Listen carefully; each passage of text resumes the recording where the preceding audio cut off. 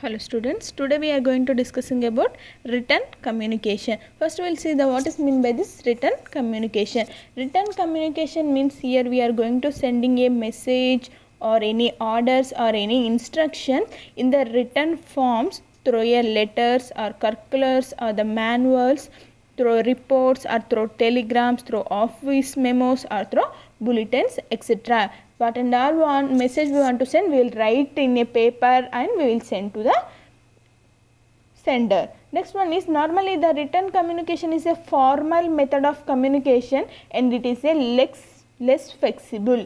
What is means what is meant by less flexible? Here less flexible means less adjustable or less changeable. Once we return the message and we send to a sender, we cannot change the message. Okay, see, if we are storing these written documents and it's becoming a permanent record for our future references. Next we will see the types of written communication. Here we have two types are there. One is formal, second one is informal. Formal means here there will be a communication like flow of original information. We will write a flow of official information through a proper routes. The example of this formal communication are like official letters, business letters, circulars, notice, pamphlets, leaflets, press release, press report, reports of departmental heads, auditor questionnaires and manuals, bulletins and house journals.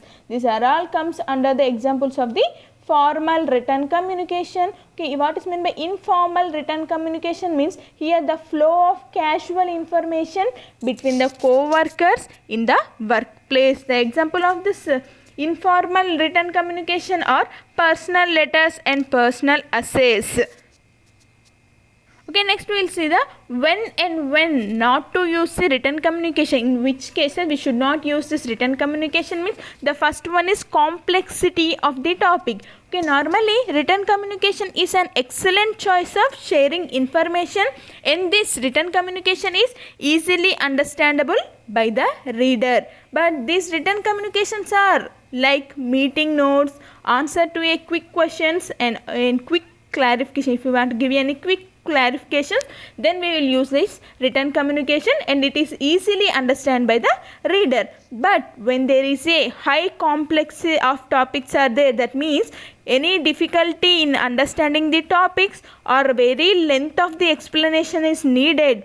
In those conditions, we cannot use this written communication and it is not a good choice of communication in case of complexity of topic. Okay, if we send high complex topics through the written communication, it is difficult to understand by the reader. Not only that, we'll need explanation by us through the phone calls to understand the message. Okay, the complexity of message also we can send through the written communication, but reader won't understand the message. Again, we want to call them and we want to make them to understand our message. That's why in there is a complexity of the topic is there, we cannot use this written communication. Next one is amount of discussion required. Here if there is a lot of matter or lot of information we want to discuss with the reader, in those cases we won't use this written communication. In these cases we will use this written communication that leads to, okay, if we will use the written communication in case of length amount of the discussion is there, that maybe leads to misunderstanding of a messages. Next, shades of meaning. Here written communication does not allow for non-verbal communication, which is most important aspects to delivering a message. Okay, through the written communication it is very difficult to convey our tone of voice, our facial expression and other shades of the meaning in written communication. We cannot express our tone of voice and facial expression in the written communication.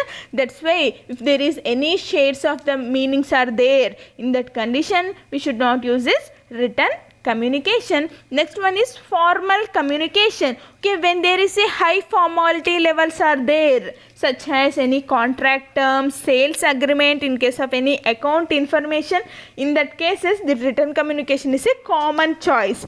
But when the level of formality is decreasing, the written communications move from the paper documentation to the email communication. That means if there is high level of formality is there, we can use written communication, but the formality is reducing, there is a low formality, there is a informal communication is there, in those conditions we cannot use this written communication. Like that, in this 4 condition we cannot use this written communication. The conditions are like complexity of topic, amount of discussion required, shades of meaning, and formal communication.